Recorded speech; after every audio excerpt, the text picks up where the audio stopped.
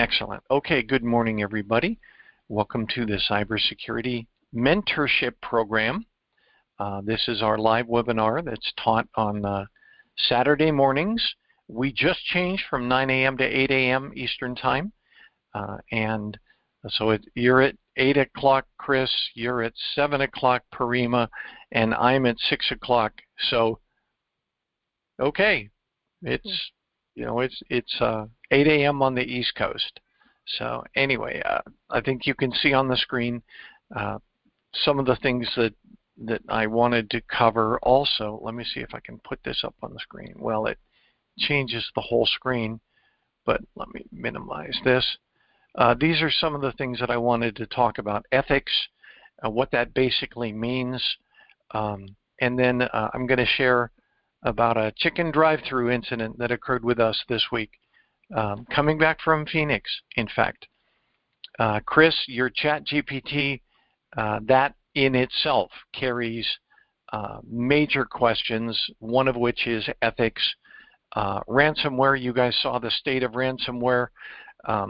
One of the things that they celebrated in that, we'll talk about it when we get to it. And then the fact that we do have a code of ethics, and I ask everyone on this team, whether a mentor or mentee, to read and agree to abide by that code of ethics. Again, it's strongly from the ISC2 code of ethics, strongly based on theirs. And then, for the bottom line, you notice it says why you need to be a certified 100% white hat. So when you walk in a room, somebody will know that you are focused on doing good and not just being a techie. There is far more to cybersecurity than just the technical side of it. And that's what I wanted to sort of spend some time covering today. What do you guys think? I mean, great place to start, or? Let's make it so. Okay. Okay. So in reference to ethics, just as a basic way of thinking about things, when I say ethics, what do you guys think about?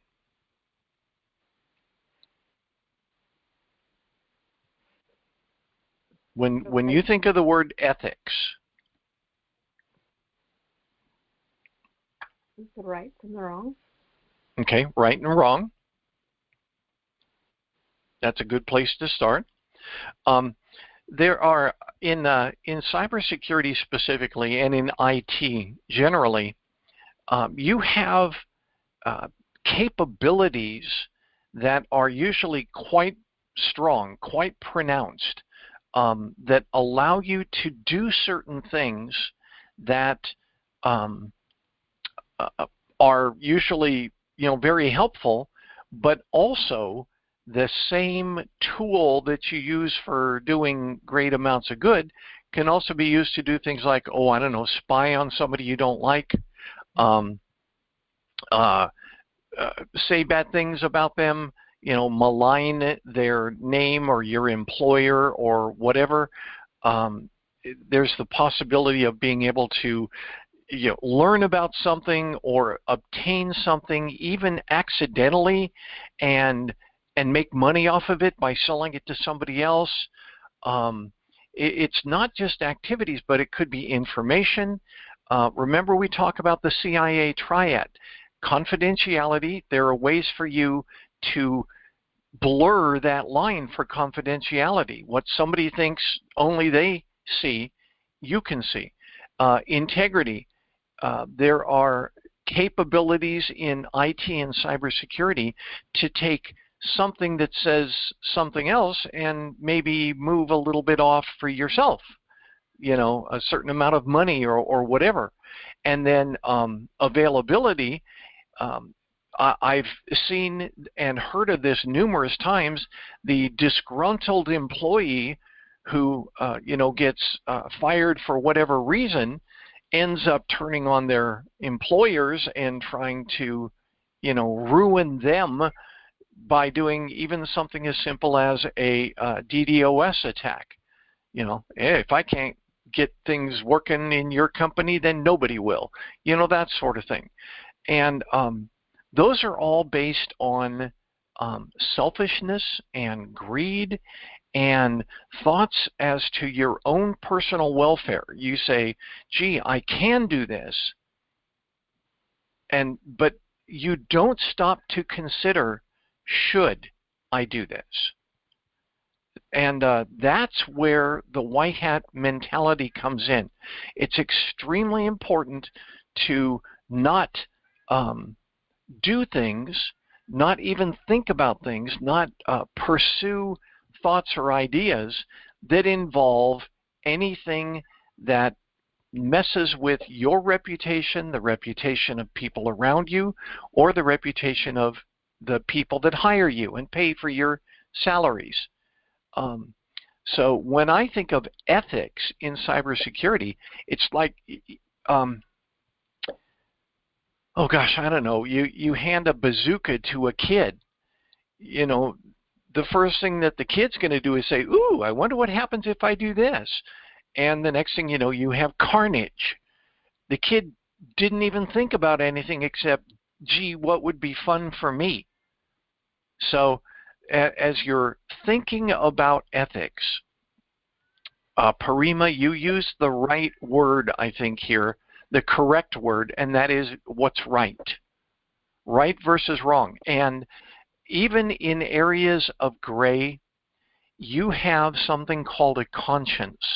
And that conscience has the ability to help you understand whether you should or shouldn't do something. And for that, I'm going to talk about this chicken drive-thru incident that we had. You know, the names have been changed to protect the innocent, like Popeyes. But anyway, my wife and I were driving back from Tucson, and we stopped to get chicken on the way. And as we were pulling through the drive-thru, there are certain things that my wife almost always orders, one of which is biscuits. She loves the Popeyes biscuits, and she likes them nice and dark. So the issue is that the first 3 weeks of January, we are on a fast and with our church.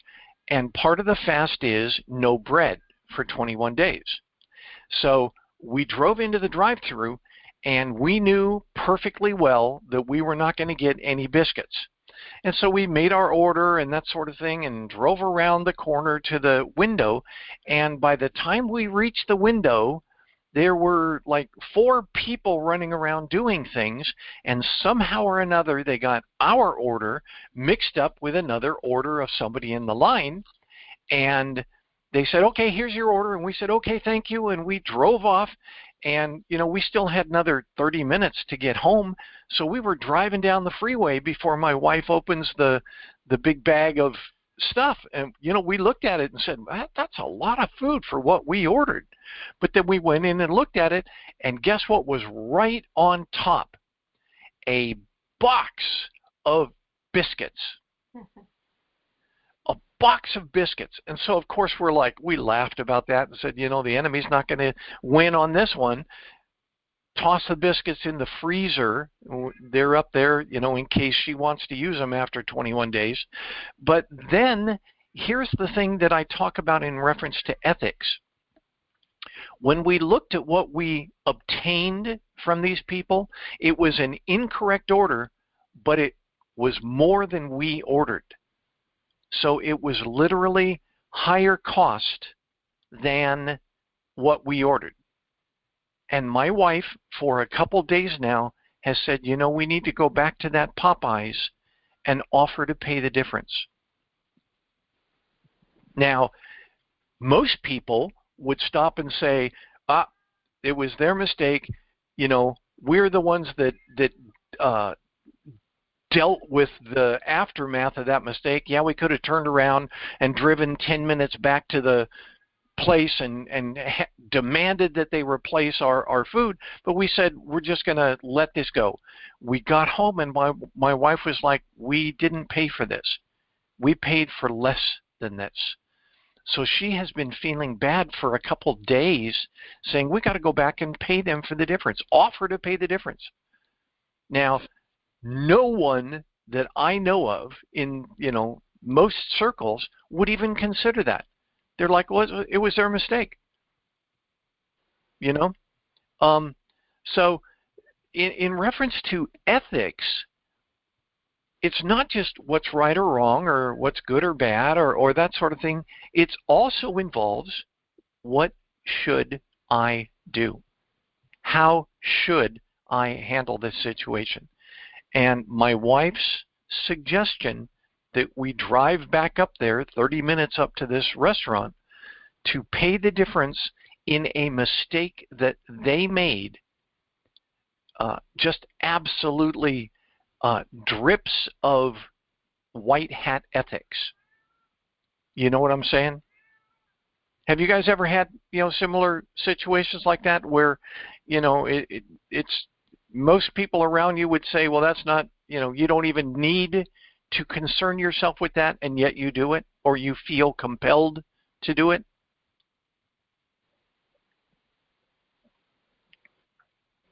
Anybody? You ever had such an instance? Just something to think about.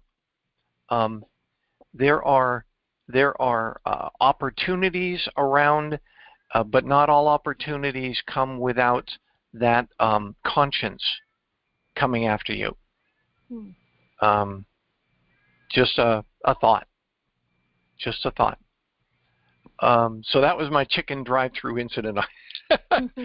we had a good time with that. Number one, it was mostly food that was okay for us during the fast, but those biscuits were just hilarious because it's like, oh man, because and of course they were all nice and dark, exactly how she likes them, and it was a whole box of them. So, but the ethics discussion was, this food was more than we paid for, and we ate it, so we're responsible for the cost of it, even though it isn't what we ordered. Any thoughts? Any thoughts before?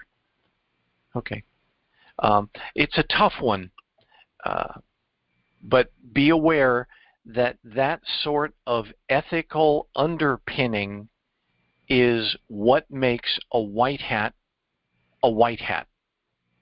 What makes somebody in cybersecurity known for being, for lack of a better phrase, a force for good.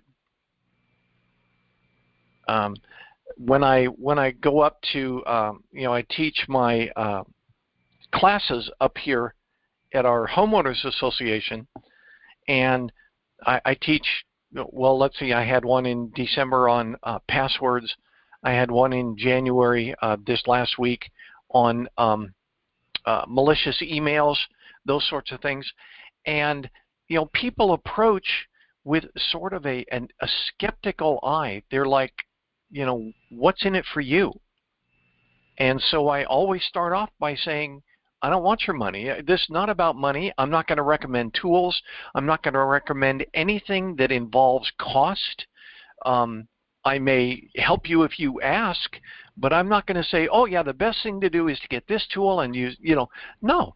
I want them to be thinking about what's best for them, but also I want them to understand that when I walk in the room, they can trust me. And that trust sometimes is very hard to earn in people who are skeptical. But when I was at Department of Labor with the Enterprise Service Desk, and they had security incidents, they would call down and say, send Scotty. Send Scotty. Not just because I, was the program manager for the ESD, but because I had, number two, hey Ron, good morning. Number two, an enterprise approach, but also because my thoughts always focused on what is best for everybody. Morning, Ron. Good to have you. So we're just talking ethics right now, Ron, and Parima started by saying it's right and wrong, and we went a little bit further by talking about remembering that your conscience can be part of your cybersecurity persona. It can be what distinguishes you from other people in the career field. You know, if there are other people who dabble in, you know, certain things that are definitely gray hat, you got to be careful. Because I would say one of the risks of being or working with or hiring a gray hat is that they have the ability, when things are advantageous to them, to maybe step into areas that aren't very ethical. So you have to always stay focused on that white hat mentality, or you're going to be just another techie out there. And many techies, because they get selfish and they say, well, I can do this, so click, click, click, here I go. I had a friend, well, I won't say a friend, a coworker, a subordinate, that I can remember my last email to him was to his private email from my, I was with DOD at the time, but it was to him and saying, I have been advised by the FBI to tell you to turn yourself into the nearest law enforcement agency because of what you are suspected to have been doing. Ethics. Just because you can doesn't mean you should. Prima, you were going to say something? Oh, I just said yikes. Yeah. And this guy was a help desk guy. I can remember saying, you know, the FBI has told me to tell you that you better turn yourself in. Don't know if you're going to get this, but this is my last correspondence with you. Bye. You know, so always remember that. Ethics should form the basis of every decision you make in cybersecurity, because you have the power to use it for bad as well as good.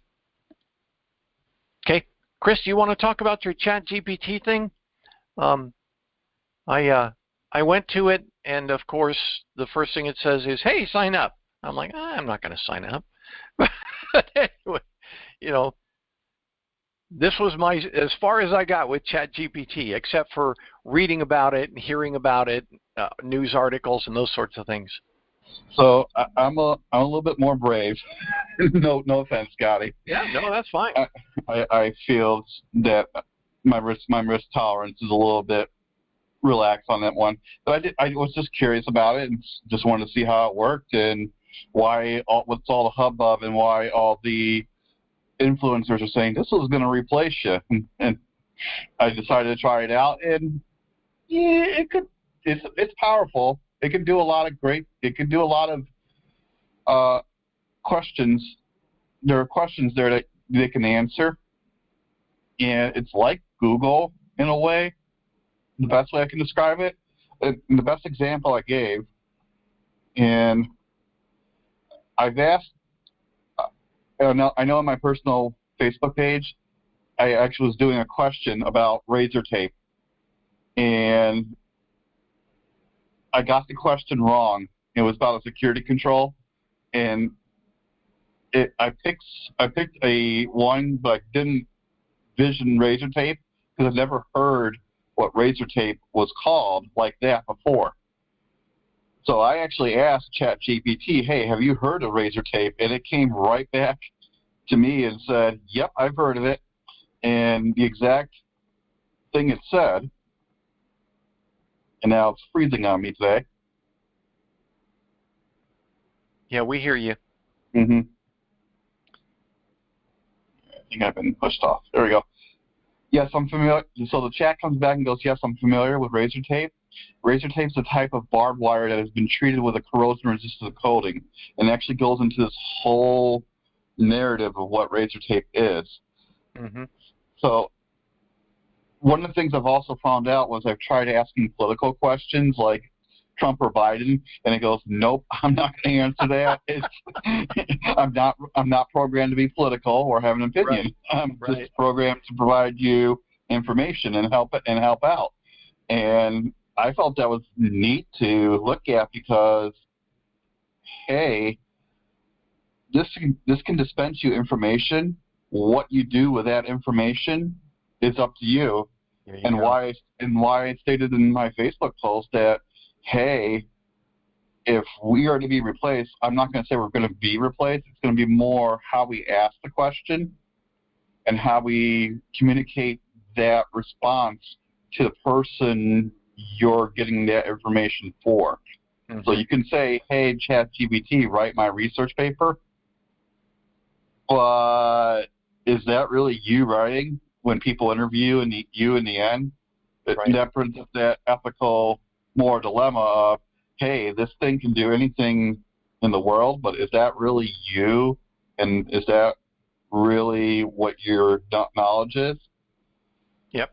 So I'm probably seeing it more as when you're going to use ChatGPT, how's it going to be used to make decisions?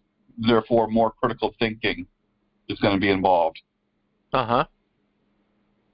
Oh, it just went straight back there. Yeah. Okay. I thought there was an article on it. Nope, sorry, I didn't do the article. I went straight to the application. Yeah.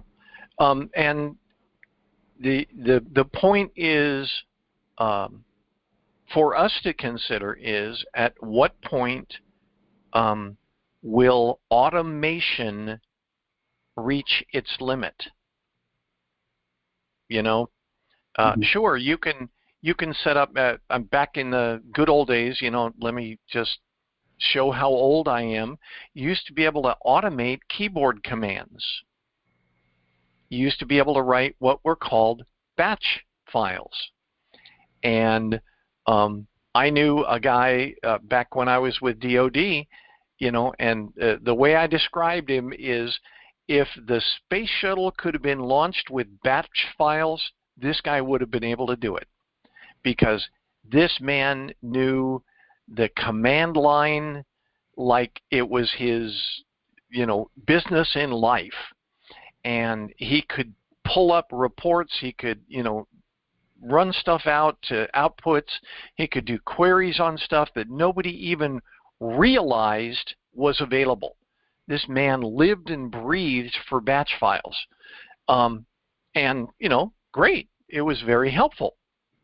But the question you get into, and you sort of spoke in that direction, Chris, what about making decisions? Is a particular decision always going to be the same 100% of the time? And with human beings, there's always the question of, if people, walk in the front door all the time, and you keep the back door locked, you write your AI.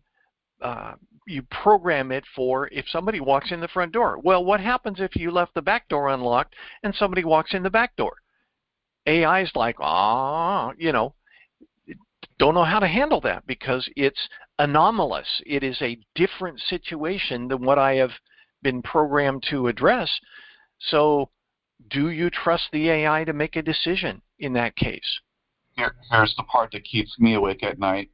And this is some things they talk about in the researches on this. Mm-hmm. They told you to be very careful with what you ask and what you put in. Don't put any PII because it's actually learning while you write the questions. Right. Very true. And the part that keeps me awake at night is, I don't want to go into deep, dark detail, but let's say there's a business use case for this and you want to store data. Mm-hmm. How's that data secure? Where is it being stored? Right. What's that AI going to do with that data? a lot of security questions come out of that. Yep. And just creating an AI and letting it run loose is asking for trouble. And there's a famous article, and if I find it, I'll post it on the CS-Sensei. They let a AI loose in one of the Reddit forums, and within hours, the Redditors have taught the AI that Hitler was the greatest leader of all time. Right. And right. It's scary. It's just scary, and from a security gland mindset of me, it's like, this is scary. This is scary. You probably should pay attention and learn about it some more and learn how to secure it in the end. Right. Yeah, there's a biblical phrase that basically says, with great power comes great responsibility. I think that it has been, maybe romanticized, but it causes you to think. In the science fiction of the 1930s, 40s, 50s, 60s, 70s, science fiction, they go out on those ethical limbs and ask those questions in a situation, in a story or a movie or whatever, and you got to go, wow, how much do I want to not be responsible for things that affect me? Do I want to turn it over to, Joe Chatbot? I don't know. I'll add another thing that's kind of connected to what you talked about with ethics. Yes, you can say good or bad, but I would say more of a guidepost or a compass to the good. That when there's a point and when you get to a decision and there's no necessarily black and white answer or a documented answer for it, and you have to come up with a decision. Right. It's more of a guidepost to say, here's my guide in the end. Right. But let's get in the bean counter's head in this, because stuff goes back and forth from this. What do the bean counters think about? Efficiency and cost. And what is the greatest cost of any or most organizations? Money. Manpower. And manpower. Manpower. The single greatest cost for the chicken drive-through that I gave an example for are the employees that make it run. You may have 30 employees on your payroll, and you send X number of dollars in chicken out the door every day, but then you have all of these people that are part of what's called overhead, and you've got to be able to account for the cost of your stuff, the cost of overhead, and then a profit. If you have too much overhead, you lose your profit, you go out of business. You're no longer selling chicken. So the bean counters sort of focus on, how do we make this more efficient? Well, fewer people, working harder, doing more, et cetera, et cetera. Well, from an ethics standpoint, you have to ask yourself, at what point have I gone too far? I remember, that was a totally different discussion around the Vietnam War. But the Secretary of Defense actually mentioned something about, and I don't know how it was worded or whatever, but he said something along the lines of, if we have people in the trenches who are doing the fighting with lower IQs, then it's going to cost us less to wage war, or something like this. It was like absolutely stunning discussion when you think about it from an ethical standpoint. Aren't all people equal? Aren't we supposed to treat people equal? Well, no, there's people that are more, what's the phrase? We saw the 3 movies with Sylvester Stallone, the expendables, you know, we just send them out, and if they die, oh well, no big deal. Well, what about their parents or their kids or their, you know, not everything is as it seems. And that's where humans have to take that ethical path.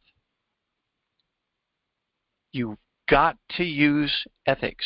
And ethics, I dare say, are going to be very difficult to program into AI, because ethics are always situational. And you can't program every situation. Oh, I had to talk about being able to put every situation into a, whatever, let's say an AI chatbot. I can remember I used to work for DoD in the Pentagon, and I was the program manager, so I was responsible for writing what was called the risk log for our entire IT organization. This may break, so it'll cause this problem. This may fail, so it'll cause this problem. This could get broken into, so it'll cause this problem. You know, and I wrote this out, hundreds and hundreds and hundreds of risks. And then when it was all done, and I was walking away from the smoldering wreckage of the Pentagon after 9/11, I said, you know what? I didn't, and I'll bet most other people didn't, put a line item of a possible risk of somebody flies an airplane into our building. Never thought about it. That was a risk. I never considered it, but it happened, and the result was disastrous. So how do you program that into AI? How do you calculate everything, every weather pattern, every, you know, somebody's car breaks down, or the pipes freeze, or whatever. How do you program that into your AI? And the answer is you don't. You can't. That's why, you know, people who say, you know, we need to take hands off of implements of, like you were saying, great good in cybersecurity or great evil in people who are going out there using this thing to crack passwords or something like that. It's there. My opinion is that ethics trumps AI, and that's just my bottom line. Any discussion? Any questions? Ron, Parima, you guys have been real quiet.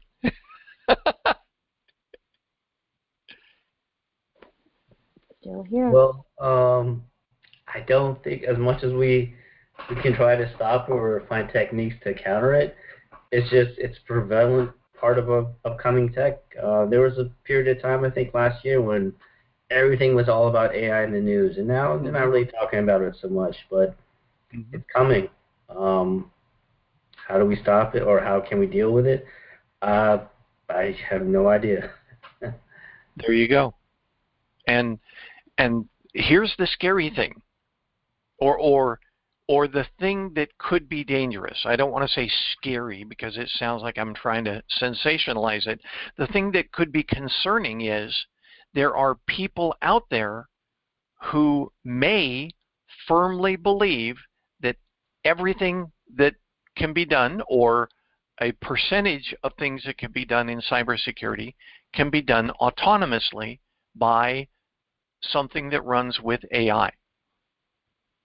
And again, it gets down to, can you, should you?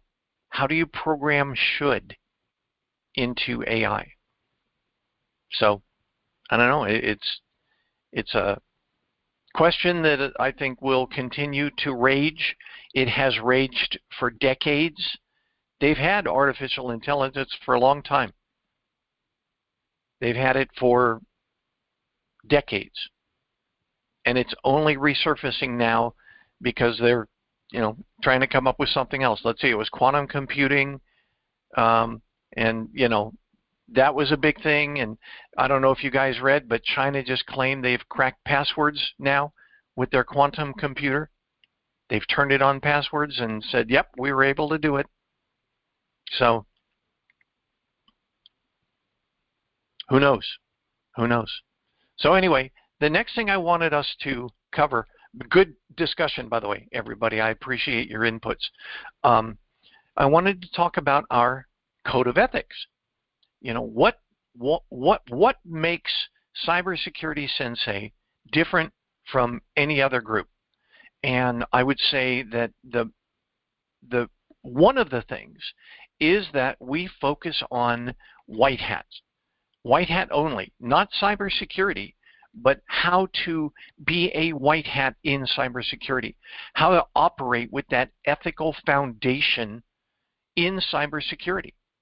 Now, it may be easy for some people in some groups, like I don't know, a carpenter who says, you know, I really shouldn't use that piece of wood in this house.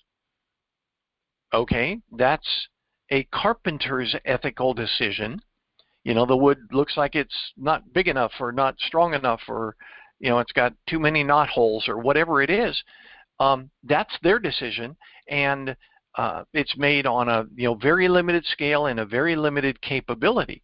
But imagine somebody saying, should I require everybody to have longer passwords? That's a much more complex decision. Oh, no, it's too tough for people. Yeah, but what about security? You know, how can we guarantee that this information is going to be safe if we don't make people do their due diligence for their password creation? Something like that. You know, there's a lot of discussion throughout this. So that's why, I will give one great example, one very good example of why ethics matters.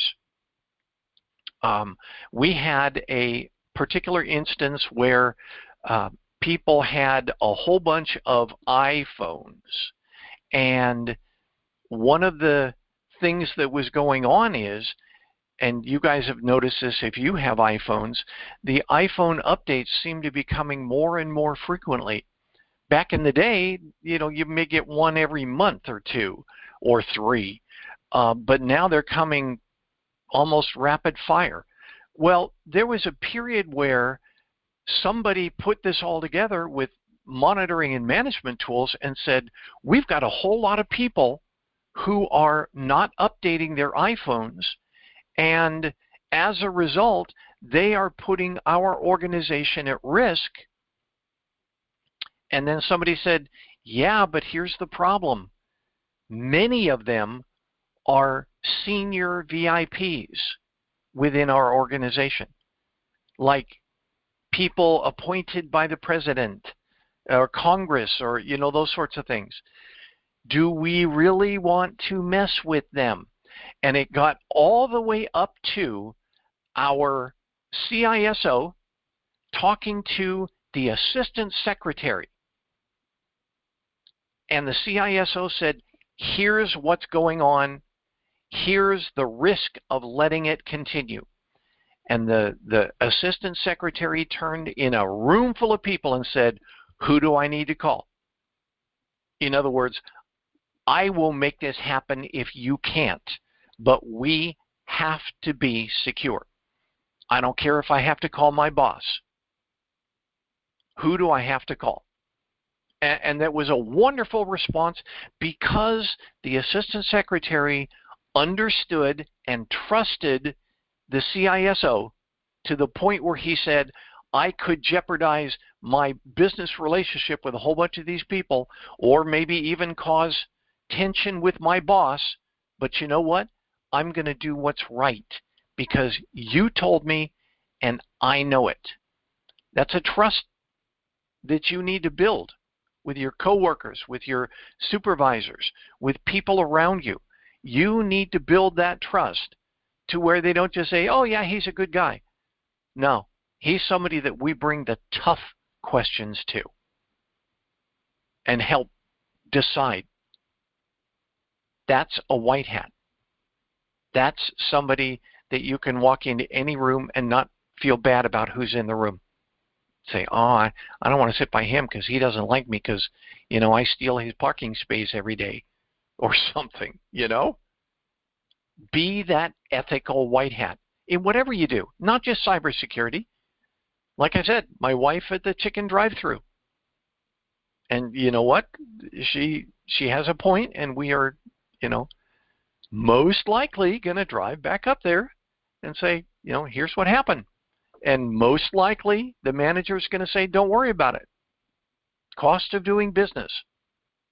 It's called shrinkage, where you pay for certain things and the expenditures don't cover things like stuff getting dropped on the floor or whatever. Shrinkage. It's built into their overhead. But from our viewpoint, my wife she's mentioned this to me several times. She is compelled to go try and make it right. And not just make a phone call.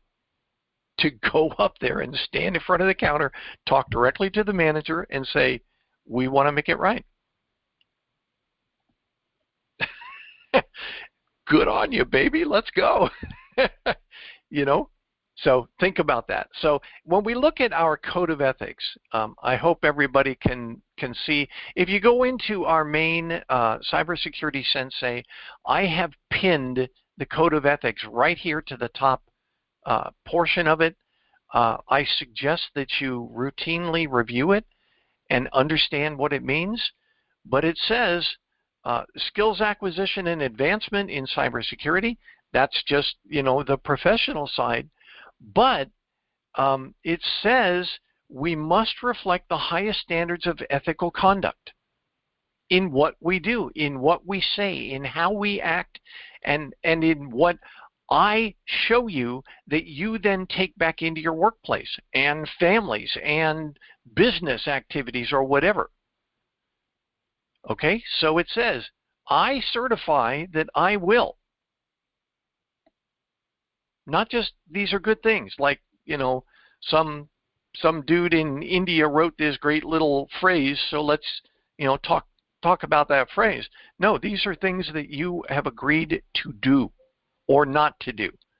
You'll act legally with honor, responsibility, and honesty, even if it hurts, even if it causes problems. I've had that happen. And I told you a few weeks ago about that thing where I was sitting watching somebody working on my laptop. And I said, that person, I'm logged in with my Z account, my elevated account, and that person just used my account, came in remote control, but used my account to log into some website. That means my code of ethics for the, or rules of behavior from my organization says I have an elevated privilege and I agree not to do things like go out on the internet with it. Well, this guy just did that, and I probably tripped some tripwires and filters. So the first thing I wanted to do was contact the people that operate those tripwires, and I said, hey, you may have just seen what looks like me. I want to tell you what happened. Okay? Honor, responsibility, and honesty. Perform everything in accordance with applicable laws and the highest ethical principles. Not just, can I do this, but should I do it? And another one, there's three things. Can I, in other words, is it technically possible?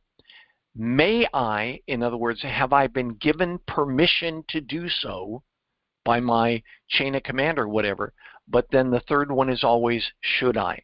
And there have been times where my supervisor has said, you have permission to do this, and I still withheld and said, nope, it's not the right thing to do. Okay? So it all boils down to, should I? Okay? The highest ethical principles should drive your activities in cybersecurity. Promote generally accepted information security best practices and standards. Great. Maintain appropriate confidentiality of proprietary or otherwise sensitive information. You see things that you shouldn't talk about, you shouldn't divulge, you shouldn't share. You know, that's part of what you do. Maintain, refrain from activities which might constitute a conflict of interest. That's a really big one. If you're doing something for one group, but it might benefit another group, that's called a conflict of interest. And there have been times where, when that sort of situation occurs, you should do what's called recuse yourself and say, I can't do this because I remember it's not just something being screwy or something being fishy. If somebody looks at you and says, there's the possibility that this person, for example, under me, this person underneath Scotty got promoted because they have lunch together every day. Or because, you know, I don't know, he likes redheads or whatever. Or he knows their family. They live next door to each other. This kid mows his lawn or whatever. That's called the appearance of impropriety. The appearance, even the appearance, is enough for you to have a second and a third thought on it, and in some cases, remove yourself from the decision process altogether because of the possible appearance of impropriety. Any questions on that one? Because that's a big one. You may have acted with all honor and forethought, and let's say the person that you promoted had absolutely the best reason to be promoted, but others around said, he got promoted because he's his buddy. The appearance of impropriety. Okay, last one. Not intentionally injure or impugn the professional reputation or practice of colleagues, clients, or employers. Not everything needs to be talked about, for example. Not everything needs to be.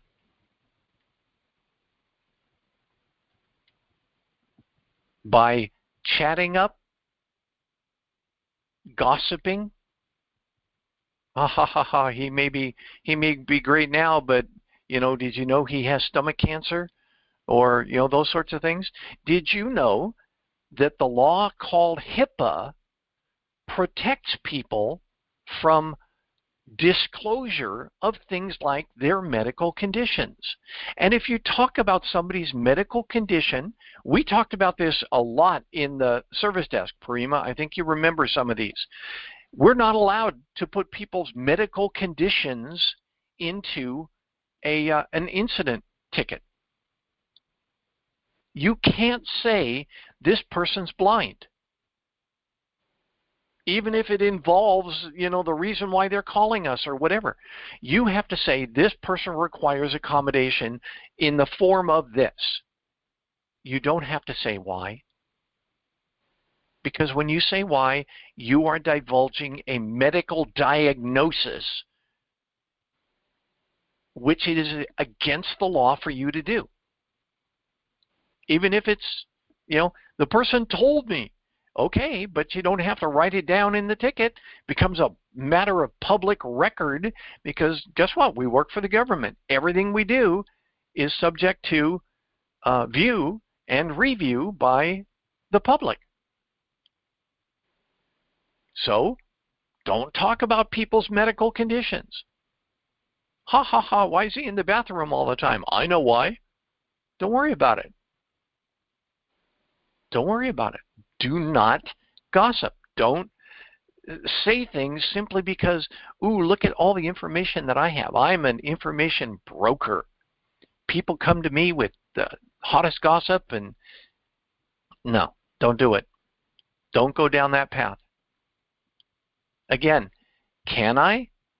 May I? Should I? Always ask that third question. Anything else? I think that's everything that I wanted to cover today. Anybody else have anything to talk about? Bring up? Any tests you've taken, certifications you're working on, job vacancies you may have applied for, resume changes you've made? Parima, are you working on that resume?